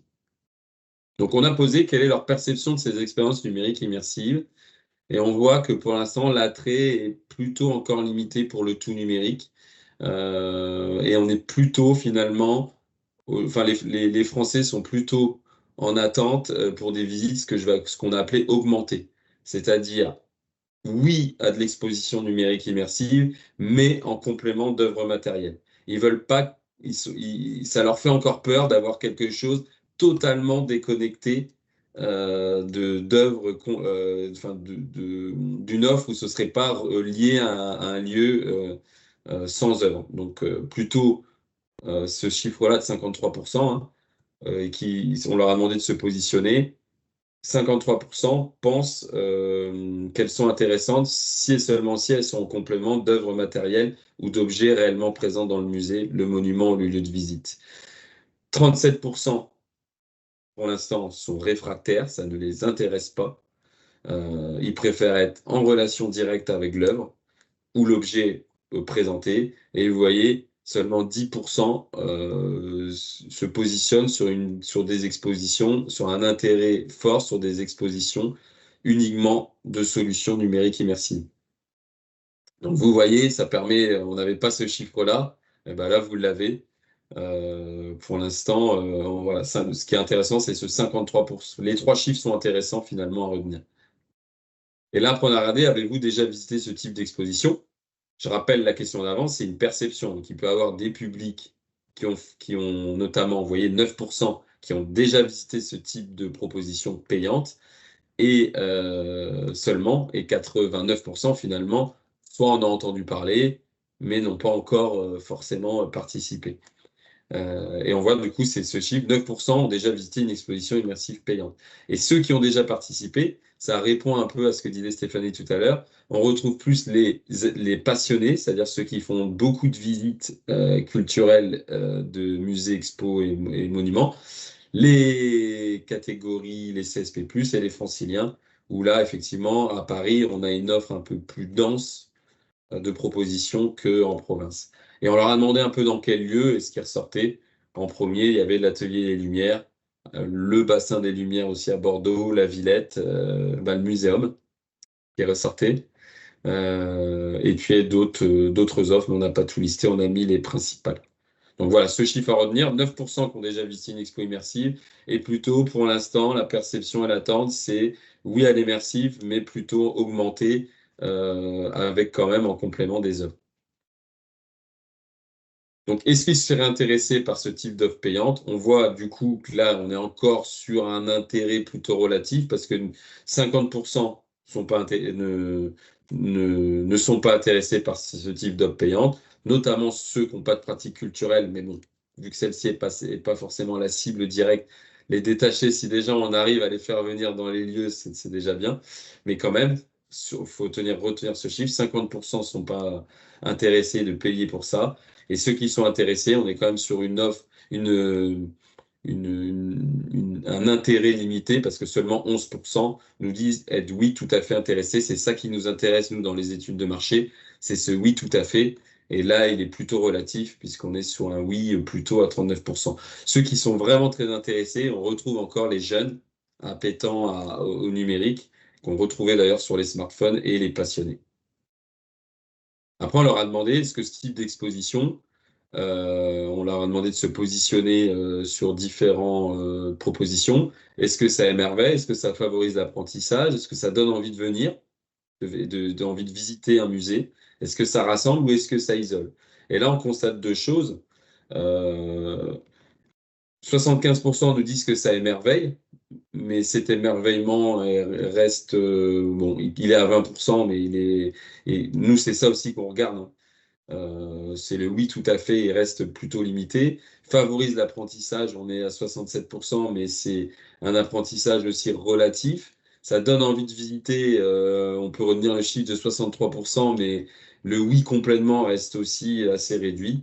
Et par contre, ça rassemble ou ça isole, là on est sur une opposition, hein. 66% pensent que ça isole, et vous voyez ce chiffre atteint oui tout à fait à 30%, versus ça rassemble seulement 36% et seulement 7% sont tout à fait d'accord avec cette proposition. Donc on voit hein, ce côté-là, alors ça isole, ça dépend après ce qui est proposé, j'en ai discuté au CITEM, sur l'immersif, on peut avoir du son et lumière où on n'est pas isolé avec un casque VR ou autre chose. Mais voilà, c'est la perception qu'ils en ont, puisqu'une bonne partie pour l'instant, c'est l'image et la perception qu'ils en ont précisément. Et on voit, là, on leur a demandé à qui est destiné ce type d'offre. Et là, on a deux typologies de publics. On a ceux qui disent que c'est destiné à tout le monde, 40%, et ceux qui disent que c'est quelque chose qui est plutôt à destination des jeunes. Ceux qui pensent que c'est à destination des jeunes, on retrouve ceux qui ne sont pas intéressés par ce type d'offre. Et à l'inverse, ceux qui pensent que c'est à tout le monde, bah, c'est ceux qui pensent que c'est tout à fait intéressant et intéressés par ce type d'exposition. Et également intéressant quand même à suivre en troisième, il y en a quand même un tiers qui pense qu'il faut être à l'aise avec la technologie pour être attiré par ce type d'offre. Donc forcément, on va retrouver plus les jeunes et les passionnés et beaucoup moins les seniors qui, eux, les seniors renvoient plutôt, pensent que c'est destiné plutôt aux jeunes et ceux qui sont à l'aise avec les technologies. Voilà. Merci beaucoup, Olivier, d'avoir ajouté cette question d'actualité dans le sondage. Alors, je pense que la difficulté de l'exercice, c'est qu'on est sur des expériences qui sont quand même extrêmement hétérogènes. Et le MNHN est un exemple de cette hétérogénéité, puisque vous avez pu faire du vidéo mapping avec l'exposition Sensory, vous faites de la réalité mixte avec la salle des espèces disparues, et vous faites Monde Disparu en réalité virtuelle. Donc, c'est peut-être compliqué de comparer et d'agréger dans la même question des expériences aussi diverses. Stéphanie, tu avais commencé un petit peu à parler de la démocratisation éventuelle de ces expériences ou de l'élargissement des publics, et tu avais l'air de dire que ce n'était pas nécessairement l'impact principal que vous observiez dans vos analyses des publics. Oui, tout à fait. Complètement d'accord avec la première remarque que tu viens de faire, et j'allais la faire, c'est-à-dire que c'est marrant, on parle d'exposition immersive comme d'un ensemble, mais en réalité, ce sont vraiment des pratiques, des usages qui n'ont vraiment pas grand-chose à voir les unes avec les autres. Entre une réalité virtuelle, collective, déambulatoire de 45 minutes dans laquelle on est prise comme dans un récit et que l'on va vivre, un récit dont on est le héros, qu'on va vivre vraiment physiquement et émotionnellement, ça c'est Monde Disparu. Et puis une augmentation d'une salle et de ses espèces en réalité augmentée ou réalité mixte, comme c'est le cas avec Revivre, euh, d'une durée différente. Enfin, bref, il s'agit d'expériences qui effectivement ont des vocations différentes et auxquelles nos visiteurs réagissent différemment. Ça, c'est la première chose. La deuxième, c'est qu'il y a beaucoup de contre-intuitifs finalement dans tout ce domaine. On imagine que ça va nous apporter des nouveaux publics et en la réalité, c'est que pas tant que ça. C'est ce que je commençais effectivement à dire tout à l'heure. Vous parliez de 9% tout à l'heure, je crois que nous, à mi-parcours, on était à peu près à 12. Normalement, il est convenu avec Frédéric Lafond de toute façon qu'il produit une très belle étude des publics sur Monde Disparu, comme elle l'a fait sur Odyssée Sensorielle et sur Revivre, justement, avec des indicateurs communs, ce qui va nous permettre finalement d'avoir une vision et de pouvoir comparer justement d'une expérience à l'autre. En tout cas, elle était surprise de découvrir, comme moi, que nous n'attirions pas tant de nouveaux publics que ça. Autre contre-intuition, la technologie, justement. Faut-il, par exemple, là, les gens que vous interrogez pensent qu'il faut être, je crois, sensibilisé, enfin, disons familier aux nouvelles technologies. Et la réalité de nos publics, nous, en sortie d'expérience, nous montre que il y a beaucoup de primo-visiteurs, primo-usagers de la réalité virtuelle qui sortent de Monde Disparu. Donc finalement, le musée est un lieu de démocratisation de cette technologie. Et les tranches d'âge de nos publics montrent que c'est... Il y a pas mal de... En fait, il y a beaucoup... il y a toutes les générations. Bon, là encore, je ne veux pas dévoiler les résultats d'une étude qui en plus n'est pas terminée, mais en fait, en réalité, on a beaucoup d'intuitions, mais qui ne sont pas nécessairement validées par la réalité de nos études.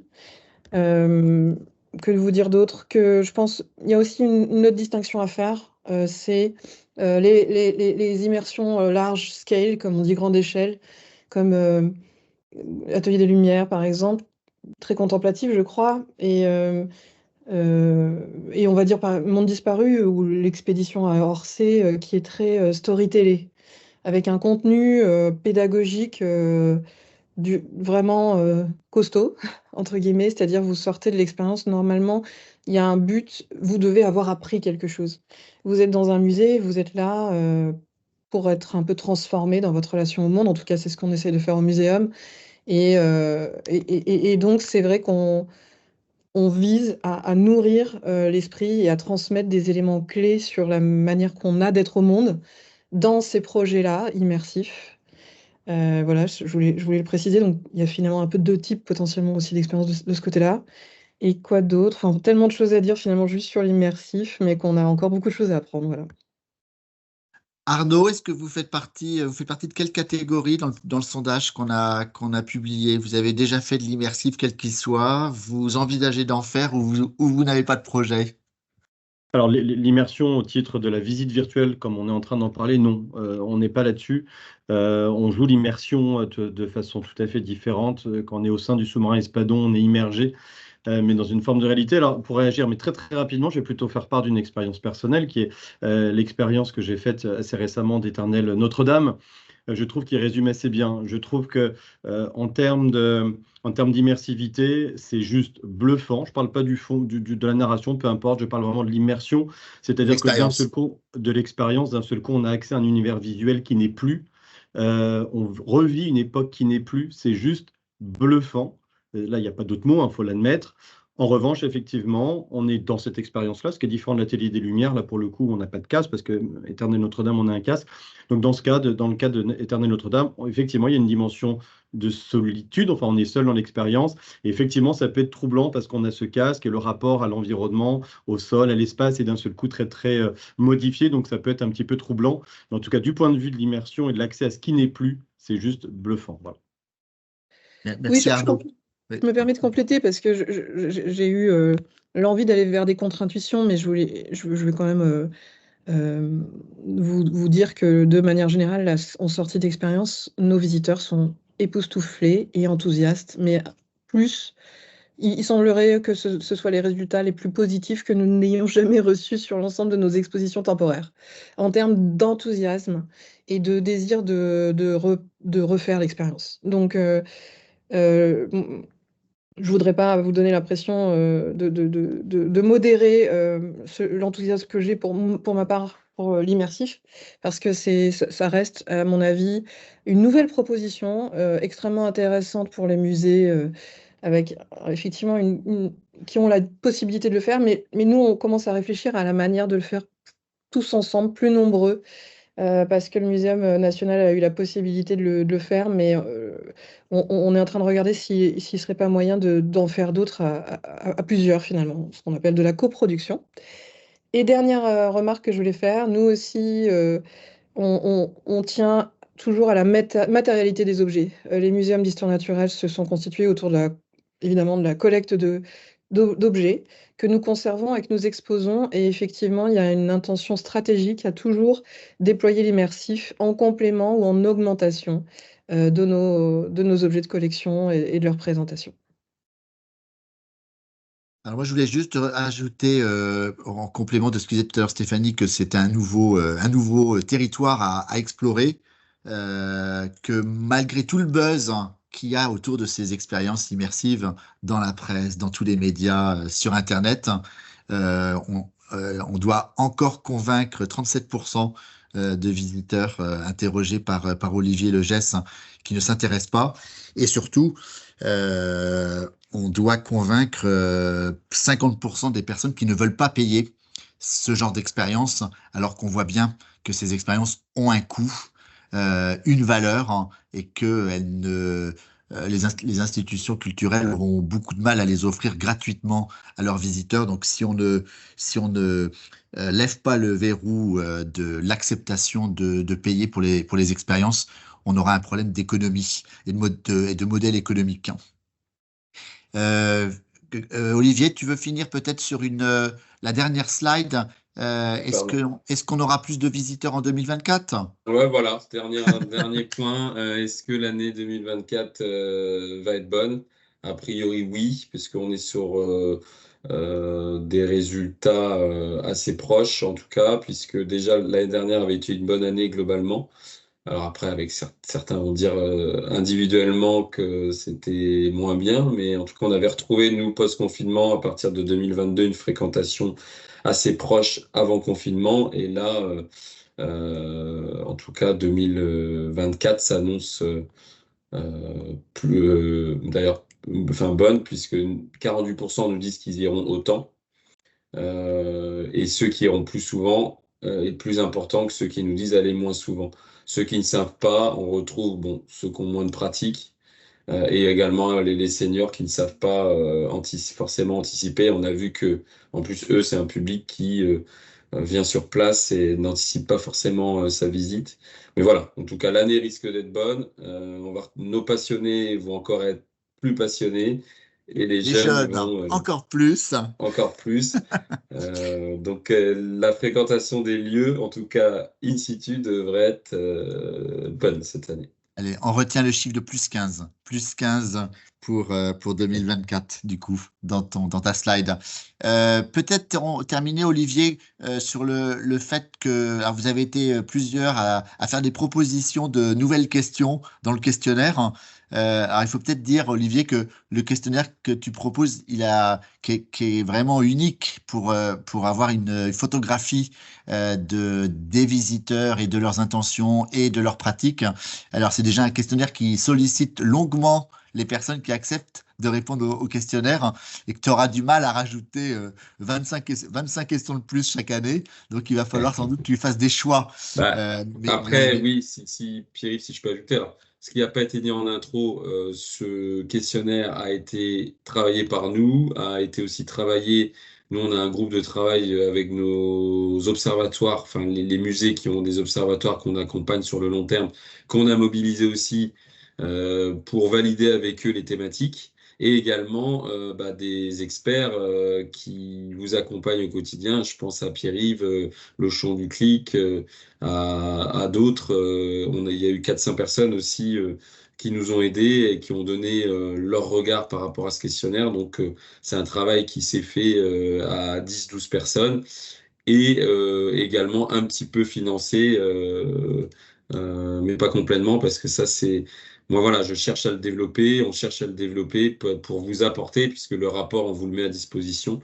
On le met pas forcément payant ou quoi que ce soit, mais c'est aussi pour apporter une expertise et apporter cette vue un peu macro. Donc, moi, je souhaite le développer avec plus de répondants, voire plus de thématiques à questionner. Donc, j'ai vu pas mal de questions et c'est intéressant, on va les noter.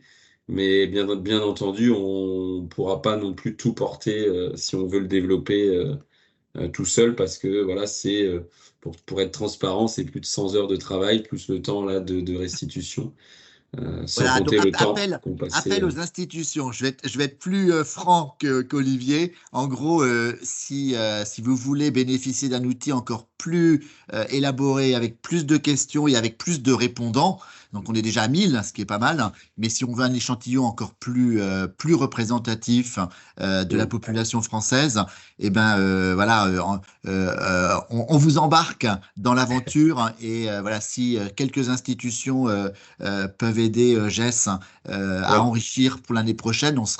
Jess sera plus que content de vous embarquer dans l'aventure. Alors, juste peut-être préciser, parce que c'est enrichir, mais voilà, l'institution qui a pu aussi nous aider à bénéficier aussi d'un focus sur ces publics, puisque le même questionnaire a été diffusé sur une partie de son public pour mettre en miroir les résultats des Français et des pays des lieux de visite face à son public, qui permet d'avoir du coup une comparaison et un effet miroir qui viendront compléter l'analyse, ou sur un territoire, parce qu'on pourrait aussi très bien faire des focus par territoire. Donc, c'est une Macro première plus micro, pierre. du coup.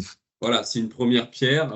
Il est extensible, mais après, je sais qu'il y a d'autres prérogatives qui peuvent rentrer en compte dans la participation ou pas à ce type d'études. Donc voilà. En tout cas, nous, l'idée, c'est de toute façon le poursuivre et de le pérenniser. Merci beaucoup pour cette belle initiative parce que c'est vraiment un très très bel outil. On est très en retard, donc Oui. un grand merci à Arnaud Glise, responsable Merci pôle beaucoup. communication marketing de Saint-Nazaire Tourisme, d'avoir donné son point de vue. Et merci évidemment à Stéphanie Targui, chargée de mission projet numérique audiovisuel innovant au MNHN. Et merci à toute l'équipe de Jess, Félix qui était au sondage. Et merci à vous tous. Qui avez Merci. été nombreux. Merci. Et puis, alors, donc, s'il y a des questions ou des phases de questionnement encore pour certains d'entre vous, vous n'hésitez pas à nous contacter directement sur notre site web ou quoi, et puis ou directement Olivier, et on sera aussi ravis d'y répondre. Voilà, et comme annoncé par Olivier, on va vous mettre du coup à disposition la synthèse. Très, très bonne fin de semaine à tout le monde. Merci beaucoup. Merci à vous. Merci beaucoup, à bientôt. À bientôt, au revoir.